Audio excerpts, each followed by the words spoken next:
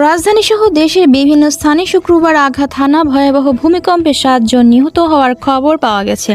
এর মধ্যে রাজধানীর পুরান ঢাকার বংশালে 3 জন, নারায়ণগঞ্জে 2 জন ও নরসিংদীতে 2 জন নিহত হয়েছেন।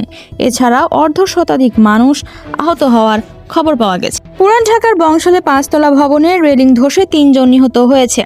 শুক্রবার বেলা 11:30টার দিকে ডিএনটির লালবাগ বিভাগের উপপুলিশ কমিশনার মল্লিক আহসান উদ্দিন স্বামী বিষয়টি নিশ্চিত করেছেন। এছাড়া নারায়ণগঞ্জ জেলার রূপগঞ্জ উপজেলায় ভয়াবহ ভূমিকম্পের ঘটনায় দেয়াল ধসে এক নারীর মৃত্যু হয়েছে। এ সময় আহত হয়েছে তার মেয়ে। নরসিংদীতে ভূমিকম্পের ঘটনায় নরসিংদী সদর উপজেলার গাবতলী এলাকার বাড়ির সানসেট ভেঙে ওমর নামে এক শিশু নিহত হয়। এই ঘটনায় তার বাবা দেলোয়ার হোসেন উজ্জ্বল গুরুতর আহত হয়েছে। দুপুর 1:15টার দিকে স্বজনরা তাদের সেখান থেকে বাবা ও ছেলেকে ঢাকা মেডিকেলে নিয়ে আসলে চিকিৎসক ছেলে ওমরকে মৃত ঘোষণা করেন।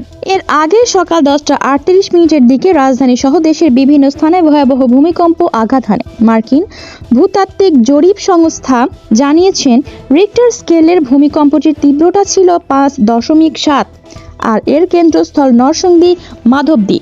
এদিকে ভয়াবহ ভূমিকম্প রাজধানীর কয়েকটি জায়গায় ভবন হেলে পড়ার খবরও পাওয়া গেছে। এর মধ্যে পুরান ঢাকার আরমানিটোলায় একটি 6তলা ভবন হেলে পড়েছে বলে জানা গেছে। অন্যদিকে শুক্রবার সকালে বাংলাদেশের পাশাপাশি প্রতিবেশী ভারত ও পাকিস্তানেও ভূমিকম্প অনুভূত হয়েছে। কলকাতা ও পশ্চিমবঙ্গের বিভিন্ন এলাকায় এ কম্পন অনুভূত হয়।